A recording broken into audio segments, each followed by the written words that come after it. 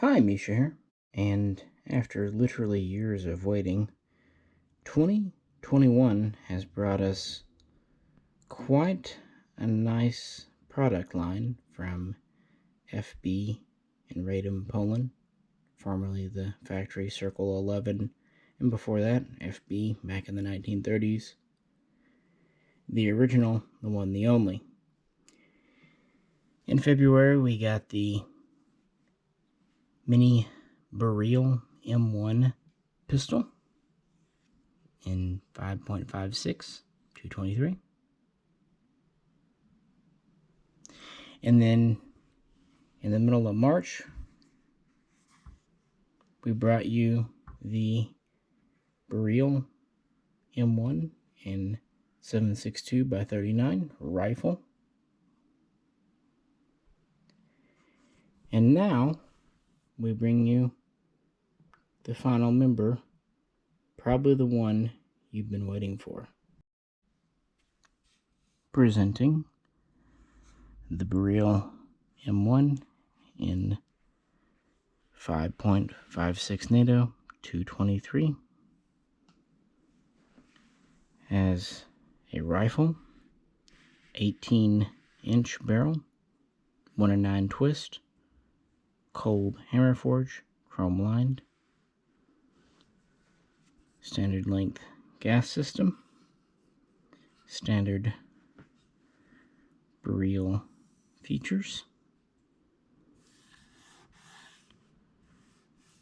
with a fixed buttstock, but since it's a standard rear trunnion, you can put whatever you would like in it.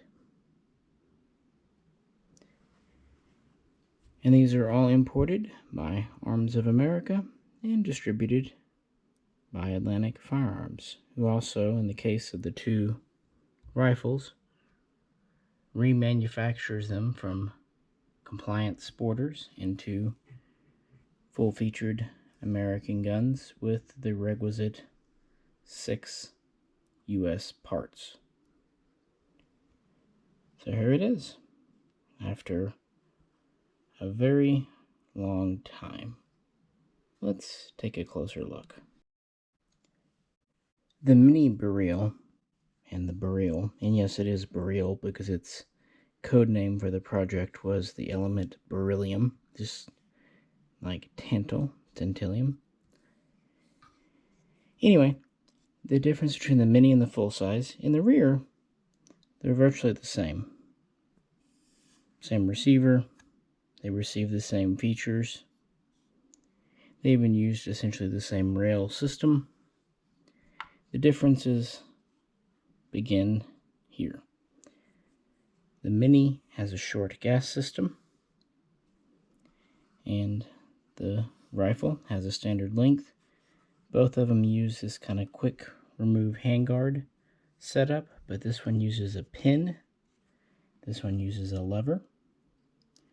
With the mini, we have a combination front sight gas block, 24 mil threads. The barrel extends into the muzzle device, ending in a breaker hider with a slot for grenade ring. This is a 9.3-inch barrel. With the rifle, we actually get an 18-inch barrel. Cold hammer forged chrome iron, like I said, it's kind of a relatively thin profile. 18 inches is actually quite good. That tends to be about the maximum for 5.56 by 45. We have a standard 90-degree gas block. We have a mount here for a tantal type bipod, front sight base, and a muzzle brake on the end of the barrel. So the differences are length. The regular rifle is roughly 37 inches, and the mini, if it had a stock on it, would be over 28.5 inches long. Now, the pistols can come in just as you see them because of the current laws and whatnot. The only thing that has to be done, aside from, of course, being semi-auto, the muzzle device has to come in fixed with a fixed pin. But otherwise, they are unchanged with a standard Magwell.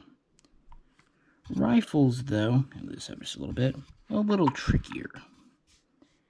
They have to come in complying with the 1968 Gun Control Act sporting regs, which were added to in both 1989 and 1997 by the presidents Bush and Clinton.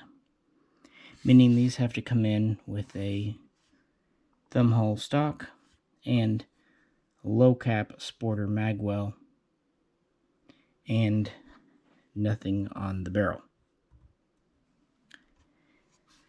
So these are made to sporter specs in Poland, sent over as complete working guns, brought over imported by Arms of America, and then Atlantic Firearms, who marks their guns here,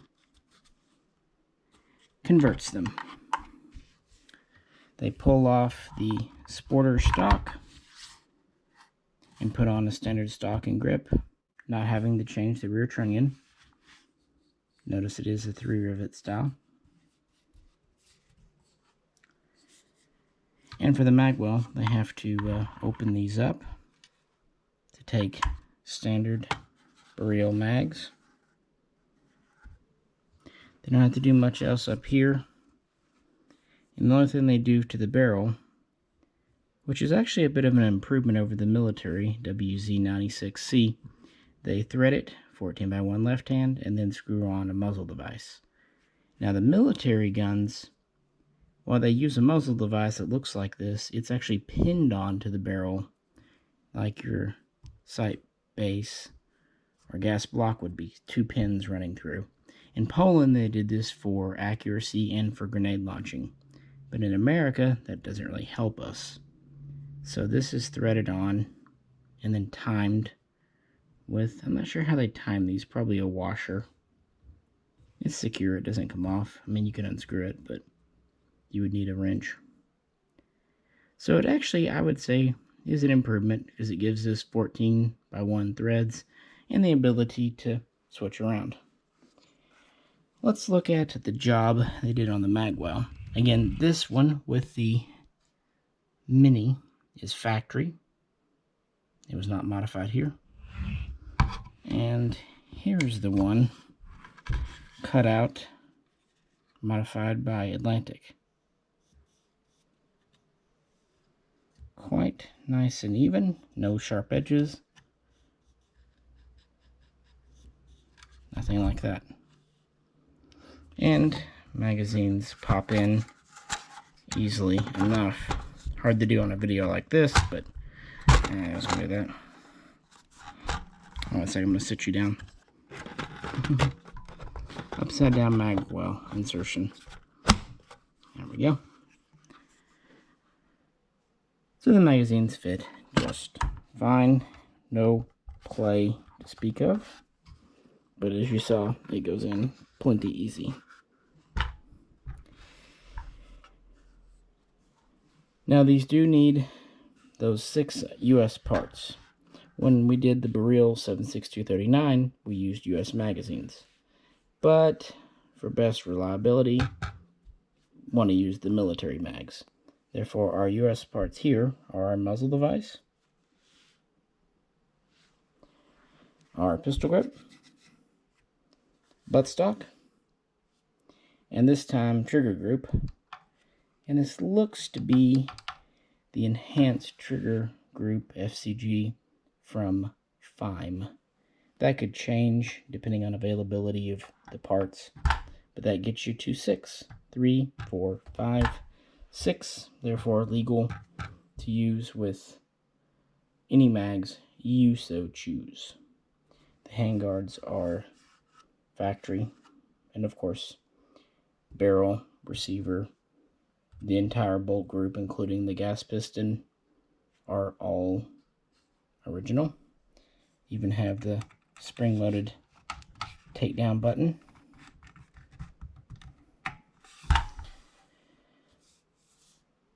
And We have the XY stamps on our receiver, properly dimpled Magwell. The only thing we don't have is the fire mode selector, because it's obviously a semi-auto, but we do have the extended, oversized mag catch. Very easy to manipulate. We do have the ambidextrous sling mounts up front.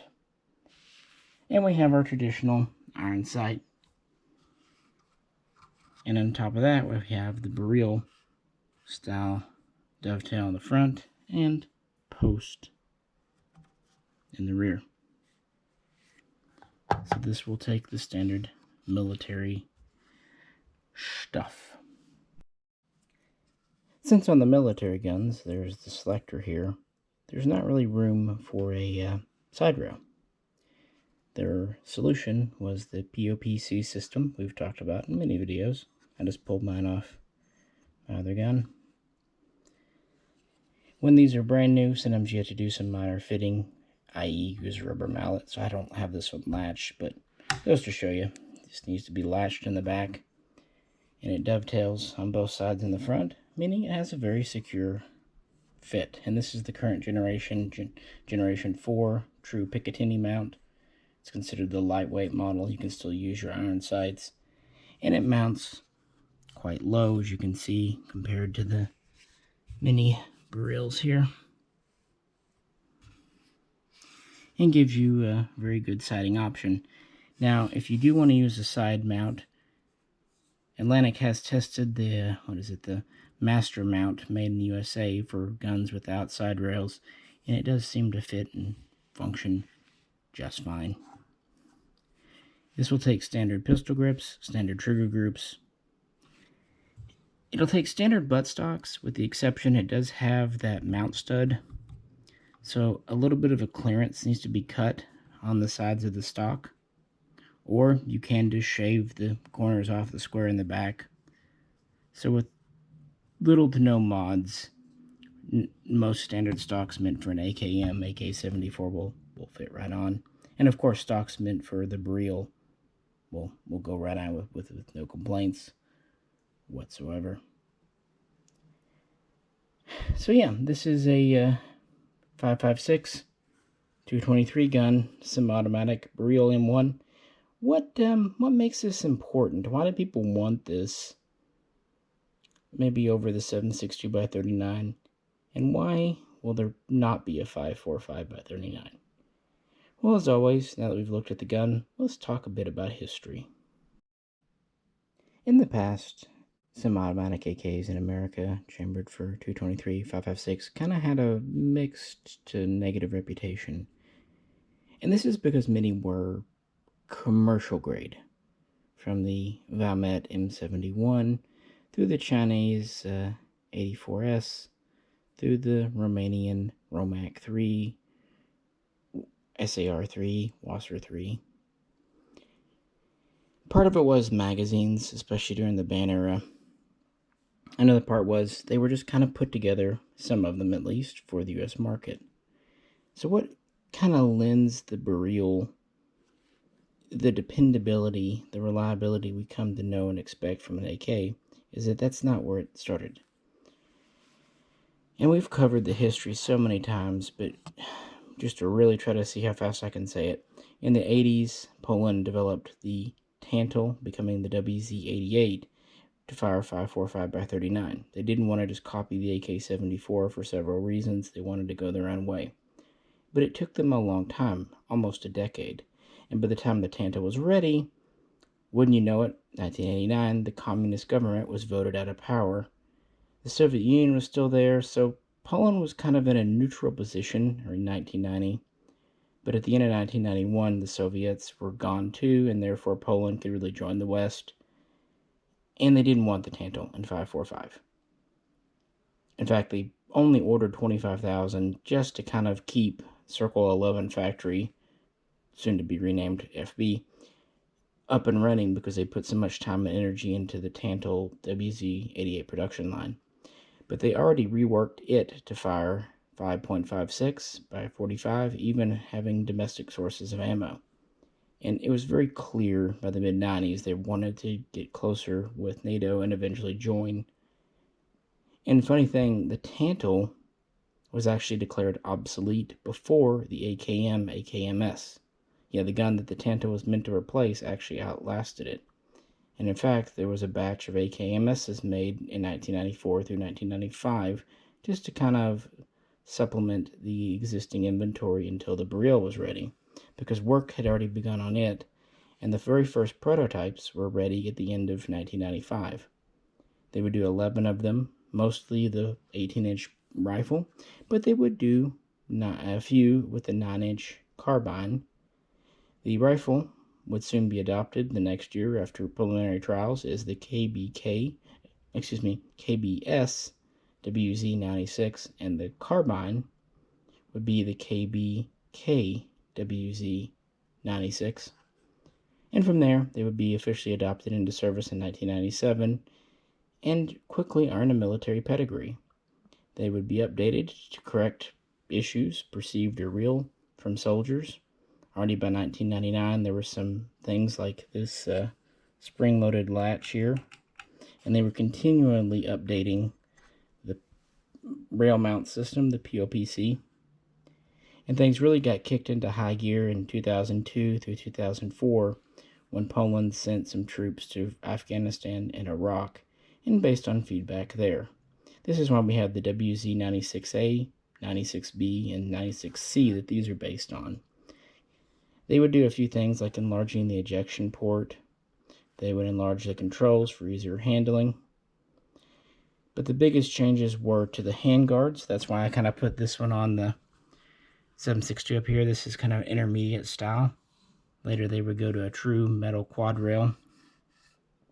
They would also update the magazines, going from black, which worked well, to translucent, nearly clear, which did not work well, to this kind of green translucent around 2009, which works very well again, and is also very cost effective. They would do some 20-round mags, but it seems like 30 was very much the standard and is the only type in production currently as of 2020-2021. And yeah, this would replace the AKM, AKMS, and the Tantal, with the Tantal really being pulled out early on. And FB did not just make these for Poland's army. They were thinking about export, and that's why they began offering the Beryl M762, like this here, which has been adopted by Nigeria. And they did offer a Beryl M545 in 5.45 by 39. However, aside from a couple of tool-room prototypes and show demo guns, none were really made because no one ordered them, because no one really cares about that cartridge outside of, say, Russia and a few nations like Romania that are still stuck with it. So these two seem to be the calibers that have stuck, and they've stuck well over the years, frankly, proving themselves in combat in several situations, mostly used by Poland, but they have been used by other militaries, such as Lithuania and Afghanistan, and like I said, Nigeria uses this version here. Archer.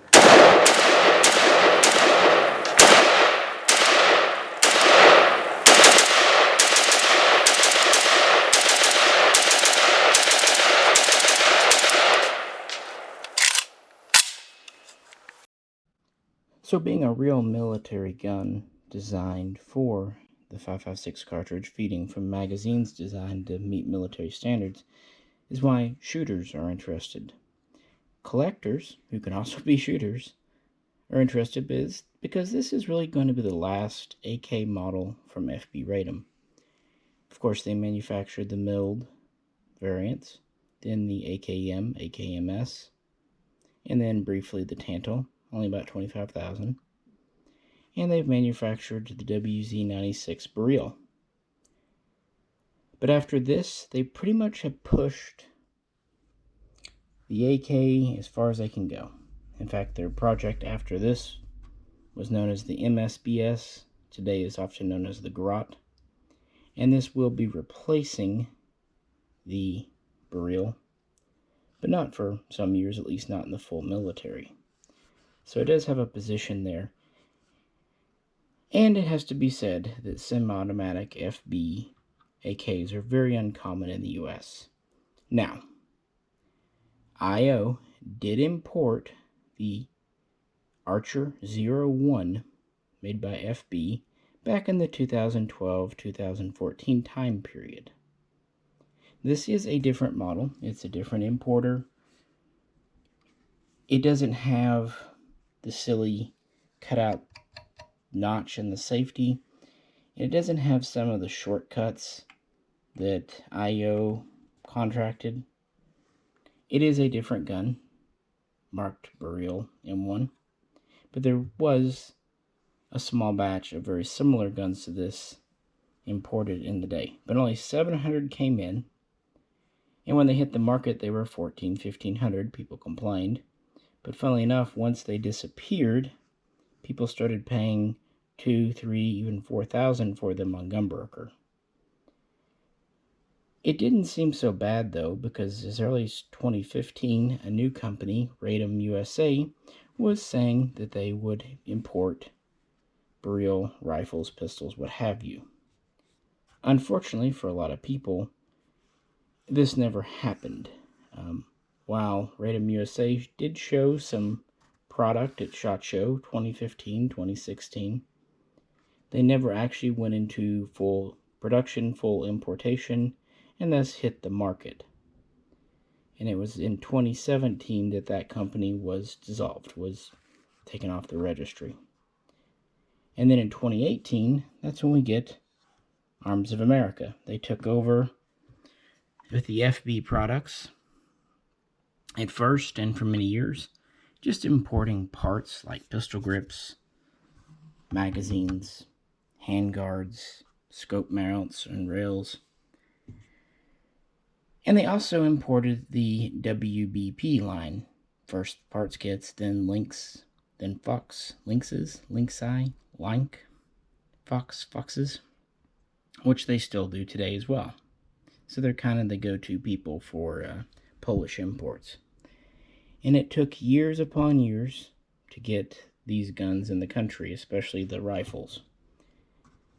And finally, at the end of 2020, they started to get made and come in. And again, we kind of talked about the import order. And these are the only true FB guns to come in since that small batch of Archers brought over by IO nearly a decade ago. And even if the MSBS, the Grot, is possibly the future in the Polish military, they still have been ordering both Beryl rifles and mini Beryl carbines quite recently. There were contracts in 2015 and 2016.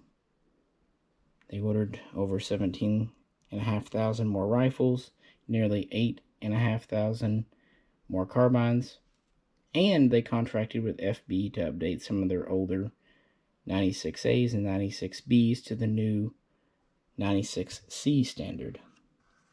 And this contract actually was fulfilled slightly early in 2019. And as of last year, well, let me back up a bit. By 2011, they had about 45,000 Beryls in the military. And by 2015, they had about 65,000 Beryls. And as of last year, they had about 80,500 Beryls and mini Beryls. Now, of course, some were lost through combat use and training and what have you. Others were simply worn out. And a few were given away as foreign military aid to Poland's allies. So, with over 80,000 in service as of 2020, they will still be around for years to come. In fact, the first Grot contract wasn't signed until 2017, and the first of those guns went to the border guard. It wasn't until 2019 or even 2020 that the first true standing Army units got their hands on the new gun, meaning that they're just beginning to transition over only with certain units. And since many of the Beryls in service are still quite young, they will be kept around, because the reason for replacing the Beryl isn't because there's a fault. It's because it's an AK. Like I said a minute ago, they've pushed the AK design as far as they can with these. But keep in mind, the original AK started off in 1946 Russia. It's had a lot of changes since then, but there are just certain limitations. These guns are actually known for very good accuracy. Some even say up to 1 MOA with the right ammo. So they've done what they could for accuracy. They've done what they can do for scope mounting. Again, I just put this one on the 7.62 for fun. This is possibly the most ridiculous mounting system. It's a Generation 2 POPC. And currently, Nigeria has about 2,000 Polish-made Beryl M762s, and they are building their own. At least they have a license to build their own. That's the model that really took off outside of the 5.56, of course. And so, yeah, that's why both a collector and shooter might be interested in these guns. And, of course, Polish manufacturing is known for its quality, going back to the days of Mausers, the Wz.96, running all the way through their AKs and into their current modern guns. They just have a very good, very high standard. And that's why these have never been inexpensive. Polish guns never have been. One kind of nice thing, I suppose, considering the market now, as I said, when these came out through IO, they were $1,500, and that's the retail price for the carbines today. $14.99.95 for the converted ones. The pistols are slightly cheaper at around $13.89. So $110 difference. But again, they don't have to be converted, so that's pretty much the labor there you're getting away with not having to pay for. So what do you think? It's something new, any of these three. And they definitely make up a nice line, a nice family for FB products here in America. Now, the Beryl series isn't going to be for everyone. This is just a fact. This is a semi-automatic, or these are semi-automatic versions of military guns, made as close to military spec as can be allowed. Objectively, what I can say, they are well made. They have very high quality modern barrels. Accuracy will be above average for a Kalashnikov. They're brand new parts, serial matching,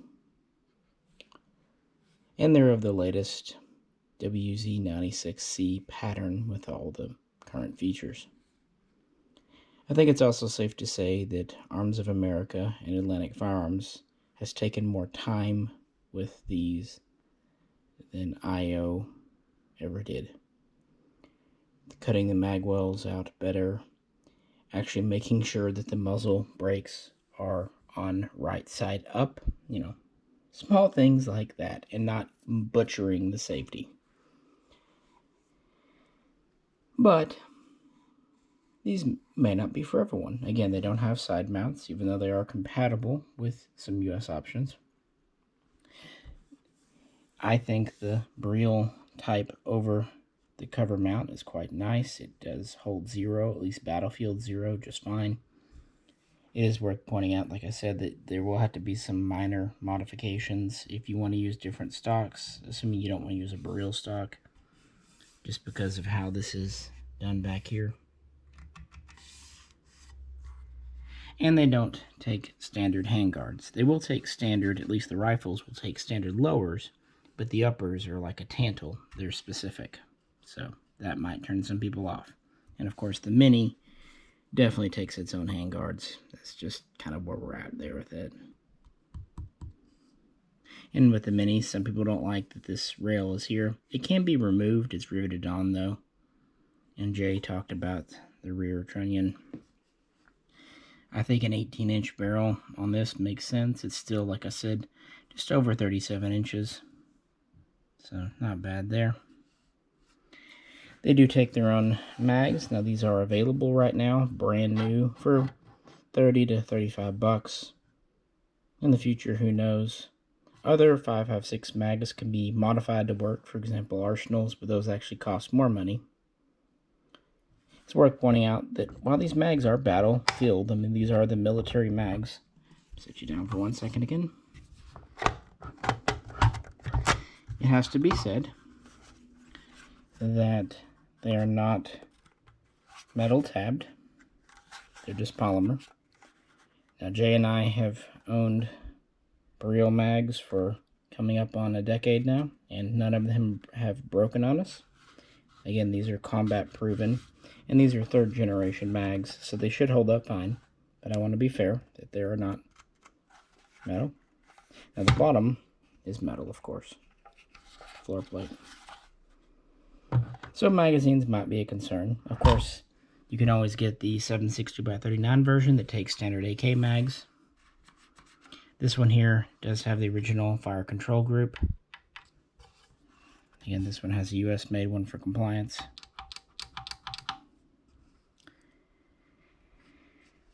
So it's up to you if it fits your needs. It does probably skew more towards the collectors. I mean, these are not inexpensive. I wouldn't pretend otherwise, although nothing is right now. And they're being imported in small numbers and selling out quickly. Arms of America is a small company. Atlantic's not a huge company. And FB-Radom is not a huge company. And because of quality control and checking, production is just understandably a little slow with these. It's just where we're at. But these are imports. And as we've reminded you time and time again, when it comes to imports, if you think you want one, it's better to pick one up as soon as you can. The truth is, these won't be around forever. Look at the Archers. They disappeared for their own reasons. And with current stuff in 2021, who knows? And if you buy right when they're coming in, very, very, very, very rarely do imports devalue. They almost always go up because importation will end at some point. So if you want one, get on a wait list for when they drop and be prepared just to click and go with it. If you don't, that's completely understandable. This will not suit everyone. These are not guns designed for the US market. These are semi-automatics that FB-Radom built for the US market, but using the pattern and parts and features of their military guns. These were designed for the Polish army, or in the case of this, the Nigerian army. So that's the people they were trying to appease. But now the family's complete, and it's actually great. After so long waiting, we actually have 3 different FB guns. The future is always uncertain, so who knows? But if you'd like to know more about the history, or talk about the Tantal, or the WBP Fox, we've done plenty of videos on those in the past, so check out the Polish AK playlist. And if you have any questions or comments, feel free to drop them below, and we'll do our best to help. And as always, if you could, like, share, and subscribe. And if you'd like to help support the channel, you know the drill. You can go over and check out our link at Patreon. This is Misha, and also on behalf of Jay, we'll both catch you very soon next time. But I would end the shooting day with one more mag through the mini Beryl. You know, for a pistol, it doesn't do that up flip. Very straight back. A lot of muzzle blast too. Yeah, I think it's redirecting the energy kind of out. Yeah.